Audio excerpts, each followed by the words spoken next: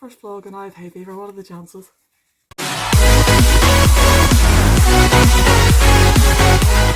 So, you may have been looking at that title, whatever title I've put up, and you probably thought, clickbait. It's not. I actually have it over here and I'll talk about that in a minute. First of all, I'd like to give some background. First of all, you obviously know I've gone on about it, that I'm autistic, and I was diagnosed, feels like a lifetime ago now, it must have been 2019? 18? 19. Yeah. I can't remember. So long ago. I was 23, so yeah, 19, roughly. Anyways, it kind of has blown up from there because I'll give you the backstory first. You can see my t-shirt there, Walk for Autism. I am doing a challenge which is 10,000 steps a day for 8 days to raise money for a charity called Autism Initiatives, and it supports autistic people and their families. It takes place, just for the record, this is not promotion, just for the record, it takes place 26th of March to the 2nd of April. 2nd of April is World Autism Day. And I just want to clarify, guys, please don't wear blue on that day or wear the puzzle piece. It is traumatising to a lot of autistics. It's very offensive. We recommend you wear red or the infinity symbol, specifically either the gold, which represents autism, or the rainbow, which is neurodiversity. So anyway, we have a Facebook page that we're on. It's a private group for those doing the challenge. And I remember just scanning through it, and there was a couple of people said that they'd made it into their local newspaper. I remember thinking, oh cool, I wonder how I could do that if I wanted to. So I thought maybe they just contacted them out of the blue or something, I didn't know, so I didn't think anything of it. And then we occasionally get emails from them, and it's usually emails like, we've raised this much money, this is how many walkers we have, here's an idea of how you can fundraise. It's all things like that. And one of the emails was, I don't remember the exact title, but it was about contacting your local newspaper. And I thought, great, that's my chance to promote this. Contacting your local newspaper, and they sent you what was it? They were talking about contacting your local newspaper, and I thought, great, chance to get in to promote this. And they sent you like a document, and it was basically a Word document that was going, it's so little, so you didn't even have to read it, you literally just had to send it. And what you did is you literally just put in your name where it said your name, and location, which was i.e. your hometown. So say you lived in London, you would say from London. And so I did that, I sent it in. I just thought, that's it, that's the end of it. They'll either publish it or they won't. They may not, that's fine. I also sent in some photos. There was an option to send in photos, so I sent in a couple of photos, they weren't very good, but it was just give a wee bit more visibility. So I thought, okay, that's it, end of story. That was a few weeks ago, I think. And then I remember thinking nothing of it. I thought most will maybe contact me and say we're going to publish it. But when I was in primary school / high school, we had a couple of photos in the local paper, and we weren't contacted. I remember they just photographed us. One photo I believe I still have, I don't know where it is.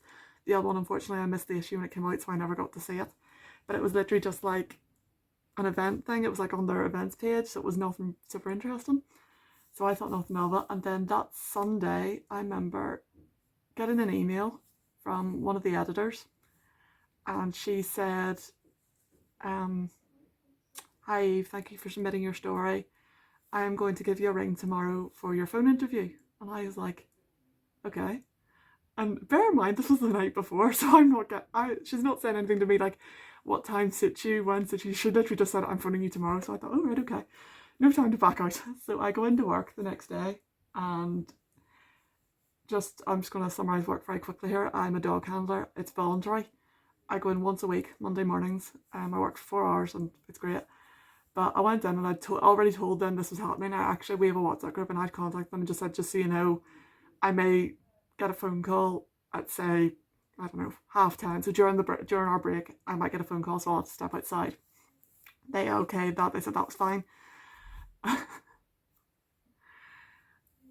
I turned up at, what time did I turn up at? About 9, 9:15.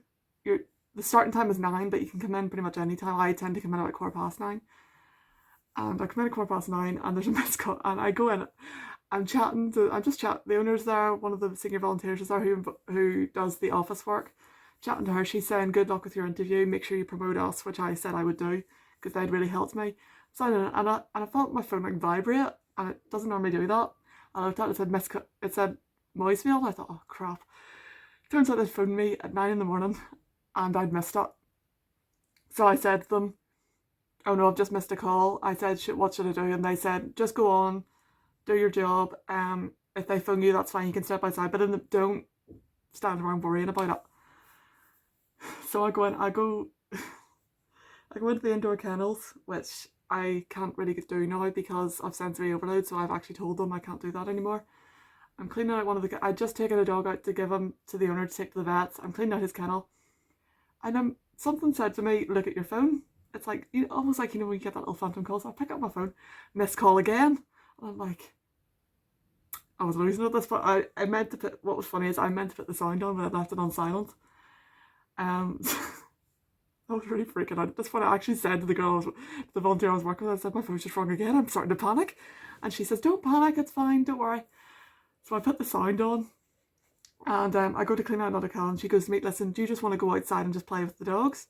And I said, yeah, okay. So I go outside, and one of the greyhounds is out, I'm playing with him.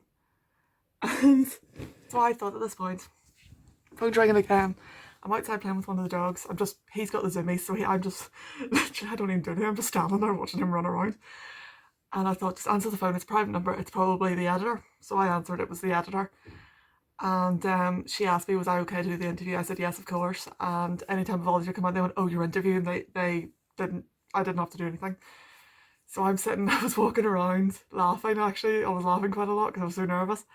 And I remember at one point going like I wasn't having an anxiety attack. I was breathless because I've been playing fetch with one of the dogs. And if you imagine, I was doing this constantly for about an hour.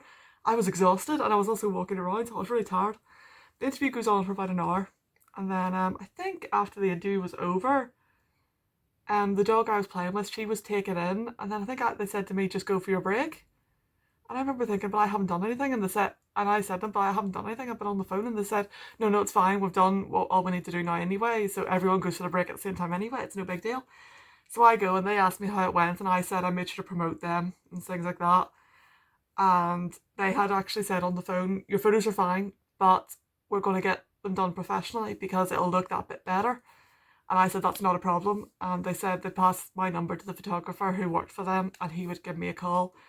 And I thought, yep, fine. Hopefully ideally he'll text me or call me, and it'll actually be, I can arrange it. It won't just be out of the blue. I go home.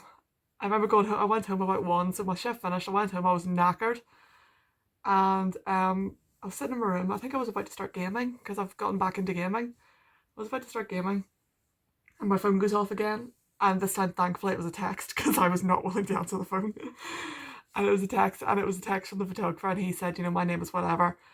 The editor sent me your number. Could you give me a call on, leaves his number, to arrange your photo session? And I thought, yeah, okay. Because I was essentially drained from the call earlier, and I'm not that great on the phone, I thought, I'll not phone just yet. I'll phone around 5. This was at about 1:30, so I thought I'll phone around 5, give myself a few hours just to recharge. Or if I'm really feeling nervous, I'll phone tomorrow and we'll do the session on Wednesday, ideally. So that was that. I thought, okay. A couple of hours later, my phone rings, and I looked at the number. I thought that looks familiar, so I thought, let's answer it. It was the photographer, and he turned out, instead of me calling him, he decided to call me. And he says, is tomorrow at 10 okay? And I remember thinking, that's early. But then I thought, you know what, if I do it tomorrow, that gives me no time to panic, no time to suddenly think I don't want to do this. The only thing with 10 is I'll have to set my alarm a bit early, which is fine. It's just something I'm used to getting up later at the moment, so that was fine. And I thought, yep, great. We arranged the location. It was the harbour, so we arranged the location. We did everything.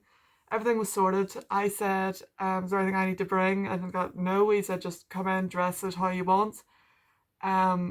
We're just going to make, it's just going to be 15 minutes maximum. We'll take a few photos. Done and done. So I thought, great. The next morning I get up, I actually wore this t-shirt because I thought I need to promote this, and I will show you the photo in a minute because I have the paper here. And we go down, it is so windy, it is freezing cold. Thankfully I was wearing a hoodie. And we do our photos, and really, really great. It was actually great fun. And the photographer was lovely. Like, I'm not great in front of a camera. I get quite nervous unless I'm in cosplay, in which case, you know, you're essentially a different person, so it's easier. But did that, it was great. And at this point I'm thinking, okay, I wonder when it'll be published, because the editor had said she didn't know when it was going to go up. And actually that Thursday, my dad actually said to me, what if they don't run it? And I thought, no, at this point they're going to. Like, they're not going to do an interview with me and do a photo session if they're not going to run it. He didn't know I'd done that, so I said, oh yeah, they might. But I remember thinking, this is so important to me, I don't want to miss when this issue comes out. So that Thursday I went to my local newsagents and I didn't buy the paper, but I looked at it and I just looked at the date. And the date said Thursday, whatever date it was. I think it was Thursday something, 5th of March, for instance. It was something of March. And I thought, okay, so the paper's going to come out on a Thursday, so make sure when I buy the issue, it's on a Thursday. And week goes by, nothing wrong. I remember at work, I'd had a wee bit of a rough day. That next week at work, I had a wee bit of a rough day. I just was feeling very rubbish, so I didn't have the best week. And then that Thursday, I thought, I was doing my practice run. I went into the next town. I walked to the next town just to do a wee bit of a practice run, see how many steps I could get in. And I went into a shop there because I had other things to do. I was picking up glasses that have a blue light lens, which I'm not going to put on. They have a blue light lens. I was picking those up. I was getting a prescription. I had some things in. I thought, I'll go and pick up the paper and see if I'm in it. Picked up the paper. All looked a bit normal. I had to flick through it. I thought, screw it, I'm going to buy it. I bought it. It was only £1.26, so I bought it. Nothing interesting. And I thought, okay, there goes £1.26. I'll never get back. But then I thought, it must be the week after, which is this week. So cut forward to, I want to say Monday. Great day. Pretty good day at work. I talked, people were very supportive, saying to me, I really hope you get into it and all.